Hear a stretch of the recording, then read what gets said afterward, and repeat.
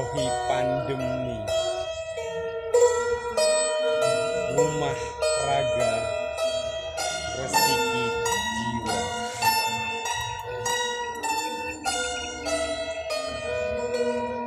ngilini bumi nguripi tradisi,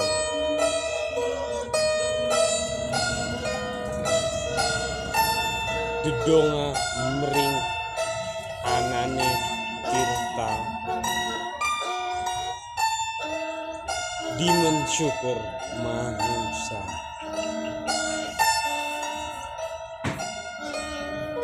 datang lali sing kuasa, desa mesti dadi resah, sumpahe pemuda dadi seksi,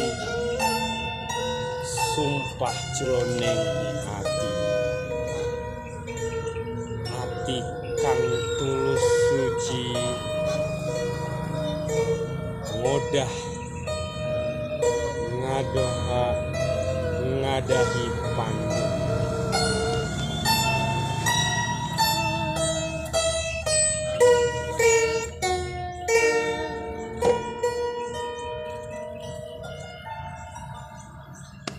Oke, assalamualaikum warahmatullahi wabarakatuh. Selamat malam Sugeng Dalu, Sugeng Enjing, Sugeng Sonten. Pokoke sedaya sugeng kabeh wis pokoke ora pandang bulu. Kabeh selamat pagi, siang, sore, malam, kita sama semangatnya betul. Tapi sugengnya sih filmnya. Selamat sugeng ya. Teman-teman semuanya, sahabat-sahabat Iloken juga semuanya, hari ini dina kiye alhamdulillah Gusti Allah maringi rahmat sing luar biasa, mau diguyang udan gerimis saiki terang, itu nikmat yang luar biasa. Dina kiye awake dewek Iloken bisa ketemu silaturahmi dospok apa Mas Hukum donga silaturahmi pangrekete omongan kekancan. Lah, donga silaturahmi pangrekete omongan kekancan. Hari ini kita berada di Gabung Shelter. Ya, luar biasa. Baru kali pertama kita odor, Mas Gabung. Ya, hari ini kita akan ngobrol-ngobrol, bincang-bincang, ngangsu kaweruh juga dengan Mas Gabung. Beliau adalah sosok dari wilayah pegunungan yang luar biasa, tidak diragukan lagi. Banyak hal yang akan kita kaji, kita kupas bareng-bareng di channel Iloken. Oke, selamat malam Mas Gabuk. Sehat ya Mas Gabuk? Alhamdulillah. Iya. Mas, kali ini kami bersama Mas Nugroho pengen bincang-bincang Mas Gabuk mengenai beberapa pengalaman Mas Gabuk yang tentunya luar biasa. Kami ingin ngangsu kaweruh dengan panjenengan, dengan Mas Gabuk, dengan beberapa pengalaman yang sudah dicapai oleh Mas Gabuk Shelter, bahkan sampai ke mancanegara. Nah, itu yang di luar ekspektasi kita. Betul Mas Gabuk? Iya. Iya, ya bisa sedikit memberikan ulasan Mas Gabuk. ya. Kita untuk anak-anak juga yang ada di Sanggar Selombang Sarwi Iloken, kebetulan kami nguri-uri tradisi Jawa, budaya Jawa Mas Gabuk. Kita butuh support, kita butuh motivasi. Kebetulan panjenengan di wilayah sini, kita sama-sama dari Kabupaten Tegal, Kecamatan Bojong, ternyata nggak usah jauh-jauh. Ternyata dengan proses yang luar biasa, dengan ketekunan, kita bisa kemana-mana tidak. Jadi ini ingin di ora. Monggo Mas Gabung, silahkan kami persilahkan memberikan. Ya, ini sih mungkin salah satu keberuntungan ya. Iya. Dalam artian saya lahir dan besar itu di suatu desa, betul, yang mana pas zamannya aku lahir sampai sekolah, tempat kelahiranku itu listrik pun belum ada. Listrik belum ada. Aku malah orang ngalamin Kaki Gunung Samet ya kan, betul, dengan ya. segala keterbatasannya ning desa Ya alhamdulillah aku itu mungkin salah satu orang yang beruntung ya, dalam artian beberapa mimpi-mimpi bisa terwujud, padahal dari keluarga yang biasa-biasa saja, Sederhana. petani Ya. ya kan, keluarga petani, kelahiran wong desa banget. Tapi mungkin ya aku beruntung bisa pernah beberapa kali ke tempat-tempat yang saya inginkan. Iya, iya. Tapi mestinya dengan Iya, proses. dengan Kita- proses, yang ya, pasti, orang di wilayah pasti. sendiri kan nggak tahu mungkin Mas. Lah itu perlu. pasti. Jadi ini Mas, aku dulu sama teman-teman sebaya itu suka banget itu baca buku. Emang dari mulai SD SMP teman-teman itu ada 6 orang itu suka banget buku. Buku yang pertama aku baca itu punyanya Paulo Coelho, itu Luar biasa. Alchemist. Wah Ya, ya. Alchemist di situ aku ingat banget, nyampe sekarang itu udah jadi apa ya, boleh katakan sudah jadi ada beberapa kata-kata di situ Iya, yang bikin jadi motivasiku sampai sekarang itu di situ tertulis apa itu? ketika kau menginginkan sesuatu atau ketika kau mempunyai cita-cita sesuatu, itu alam semesta ketika kau melakukannya bersungguh-sungguh, itu alam semesta akan ikut mendoakan dan mendukung. Nah, alhamdulillah aku zaman dulu kebetulan kan sama temen-temen juga punya mengelola jalur Slamet. Betul Ya. di jalur Gunung Slamet, jalur Slamet, Guci, ya. pendakian jalur pendakian. betul Itu pun yaitu aku mulai masuk di organisasi. oh iya. Zaman lulus SMA masuk ke organisasi. Di situ pun organisasi akhirnya memperlihatkan memperluas mindset pikiranku gitu. Jadi ya yang dulu aku itu malu ngomong, ketemu sama orang itu malu, akhirnya di organisasi di situ mulai belajar, ketemu sama orang kota, ketemu sama orang ini. Dan alhamdulillah ketika saat itu mengelola jalur Gunung Slamet, waktu itu kan nggak ada base camp. Jadi teman-teman yang mau naik Gunung Slamet itu pasti istirahatnya di rumah. Ya, kebetulan rumah ibu juga maunya ya udah biasa, seneng ketika ada tamu, mereka seneng. Ya mulai dari situ masuk organisasi, kedatangan teman-teman dari kota. Kita kan di desa ya. Desa aku nggak kuliah nggak apa, tapi ya itu karena datang teman-teman dari mana-mana, akhirnya membawa ternyata ya membawa sedikit wawasan, banyak banget wawasan dari teman-teman. Bahkan zaman dulu aku nggak ngerti yang namanya Gunung Semeru, ada Gunung Rinjani, macam-macam Himalaya. Tapi dengan akhirnya begitu teman-teman dari Jakarta, ini liatin foto-foto, wah keren, aku pensi ini. Tapi bicara duit, nggak ada kan. Tapi ya gitu, balik lagi ke ketika kamu mempunyai keinginan, mempunyai mimpi, ketika kamu bersungguh-sungguh, entah kapan itu pasti tercapai. Dan itu sangat diyakini dan sekali. aku sangat diyakini, dan terbukti aku nggak pernah kepikiran ke Semeru. Tahu-tahu ada orang Malang naik gunung ke sini, naik gunung, dia nginep di rumah seminggu, aku langsung diajak ke Malang naik gunung gratis. Bromo ke Bromo. Pertama kali. Kalau bicara pertama naik sih Gunung Slamet. Ya. Itu berarti kan masih nguri-uri. Nah itu teman-teman semuanya yang yang berlatih seni tradisi. Ini Mas Gabung awal pun dia hobi mendakian, dan yang didaki tidak jauh-jauh dari wilayahnya sendiri. Belajar dari diri sendiri, itu dalam filosofinya itu sinau ning awake dhewe. ora perlu nyinaoni wong liya nek durung sinau ning awake dhewe. Belajarlah dengan diri kita sendiri. Ya benar. Itu. Dan menjadi diri sendiri itu Dan lebih baik. Ya, bicara keluar dari Gunung Slamet ya. Iya. Aku dari sekitar 2004 2005 udah mulai naik Gunung Slamet ya. Iya. Ya keluar mencoba gunung lain baru kisaran 5 tahun 6 tahun setelah berpuluh-puluh kali naik Gunung Slamet. Betul. Akhirnya ya itu dapat rezeki, dalam artian bukan rezeki aku duit ya. Iya betul. Tapi pengalaman tahu ilmu, kok betul, orang betul, datang ngajakin. yang dirasa apa Mas naik gunung itu yang dicapai Waduh, itu apa? waduh susah ya.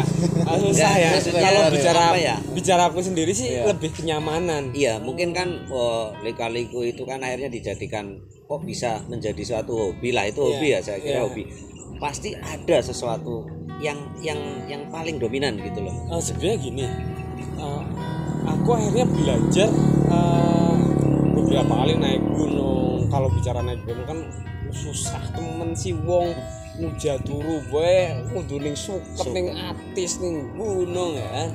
Tapi dari situ akhirnya aku belajar, makanya sampai apa ya di situ belajar menerpa diri. Iya. Susah naik gunung, capek, apa dingin, gimana. Akhirnya di situ kan gimana caranya biar nggak dingin, gimana caranya nggak ini. Akhirnya di situ ya solusi akhirnya apa ya jadi kebiasaan iki Mas. Iya. Kebiasaan betul. di kehidupanku. Iya. Bahkan sampai gubuk shelter pun berdiri. Ya aku mungkin orang apa ya? Dengan model di luar model mungkin orang kalau nggak biasa diterpa badan mungkin nggak bakalan kayak gini nih ya, dengan modal seadanya caranya gitu ya, betul. Ya gitu proses berarti total Mas dari proses pendakian ya Mas ya. Dari proses pendakian berapa gunung sudah didaki?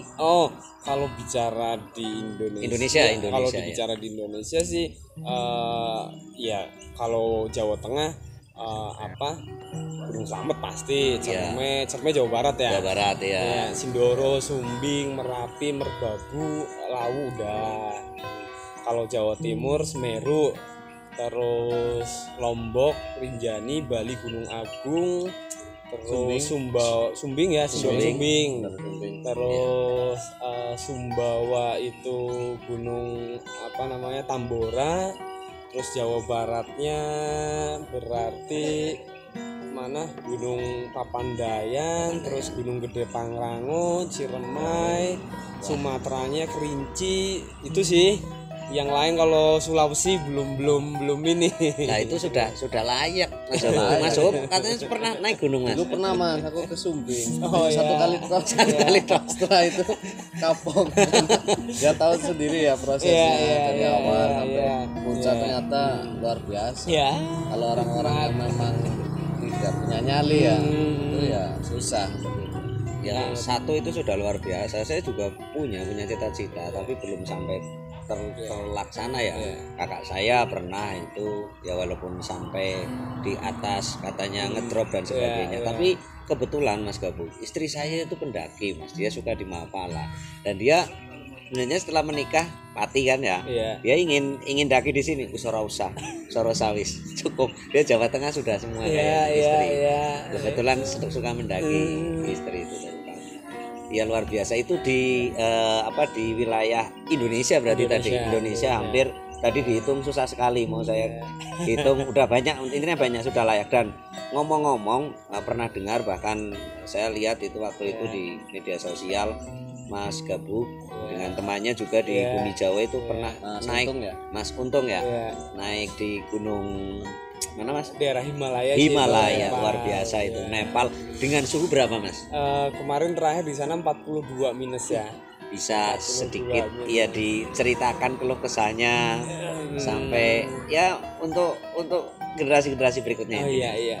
Jadi ya itu balik lagi Mas sebelum cerita ya. Aku emang udah lama punya keinginan pergi ke sana. sudah pernah sejauh sebelum keinginan iya sudah pernah berarti. Keinginan itu sudah pernah, tapi apa daya ya seperti gunung-gunung di Indonesia pun sama kasusnya. Betul. Dalam hal aku pengen kerinjani tapi kok ya apa daya gini, tahu-tahu kok yang namanya rezeki itu nggak tahu datangnya entah dari mana. Ya sama kayak gini, sama kayak ke Himalaya pun aku udah keinginan itu dari tahun 2015 dan alhamdulillah 2018 akhirnya kesampaian. Dan itu apa ya, bagiku mimpi-mimpi yang gila, yang besar. Yang besar. Kadang kita kan berpikir aku kayaknya nggak mampu, aku nggak bicara finansial, aku nggak mampu pergi ke sana. Tapi tiba-tiba ya ada aja yang bisa yang mengatur. Jadi kemarin naik ke daerah sana itu namanya Annapurna Circuit. Annapurna Circuit itu salah satu jalur trekking terpanjang di dunia. Berapa kilometer gitu? Itu 280 kilo. 280 kilo sini Jakarta ya? Sini Jakarta, betul. Ya, sini Jakarta. Ya. Tapi kalau sini Jakarta kan jalan landai dong. Lalu sana naik ya. Sampai ketinggian kemarin 5.800 ya, Mas. Ya. Berapa hari MDPL? Dari awal pendakian sampai berapa hari? Durasinya ya. Total durasinya 36 hari. Kita jalan kaki setiap hari itu 8 jam. 6 sampai 8 jam setiap hari. Setiap hari 6-8 jam. Jadi aku baru pernah hidup normal, dalam artian hidup normal itu jam apa ya? Jadi bangun jam 6 terusan aktivitas normal 6 sarapan, terusan langsung jalan kaki. Betul. Jam 12 istirahat makan, sore jam 4 istirahat. Betul. Terusan jam 6 makan malam, jam 8 malam tidur. Itu rutin tuh. Tapi nggak ada keluhan 36 hari nggak ada keluhan. Nah itu karena semuanya dijalani dengan tulus. Saya yakin itu benar. Ketulusan yang luar biasa. Dan saat bicara tadi ngomong-ngomong yang salah satu yang kendala apa? Iya, kendalanya banyak banget, Mas. Yang jelas satu, suhu berbeda banget. Ya. Kita hidup di negara tropis. Aku sangat bersyukur banget. Aku hidup di negara tropis. Di sana itu ada desa ketinggiannya itu 4.000 mdpl, masih ada desa, Mas. Salju. Wow. Pagi-pagi, Mas. Aku ketika setiap pagi itu kan pasti udah terbiasa ke toilet ya. Di sana setiap ke toilet, Mas, air itu sudah jadi es. Jadi setiap toilet itu kita disediain air kayak palu. Macam palu di ember itu untuk mecahin es. Lah sedangkan kulit kita lembek. Lah terus ada itu termasuk itu apa enggak itu melukai? Enggak. Terus tidurnya itu kan kita kan masih enak nih di Guci pun paling kalau biasa cuaca ekstrim kan di bulan Agustus ya. Ketika siang cerah malamnya biasanya dingin banget. Itu pun kita paling mentok di angka 10 derajat kan, nggak nyampe minus. Sampai minus kan 10 derajat. Di sana itu di ketinggian 3.000 pun udah kalau malam udah minus. Awal itu minus 10, nyampe atas akhirnya minus 42. Yang bikin nggak enak itu kalau malam, Mas, tidurnya nggak bisa, dingin kan. Dingin banget, iya betul. Ya, aku boleh nyebut nama ini nggak? Boleh. Aku tertolong sama bawa obat-obatan. Iya. Setiap malam akhirnya bisa tidur karena apa? Minum obat.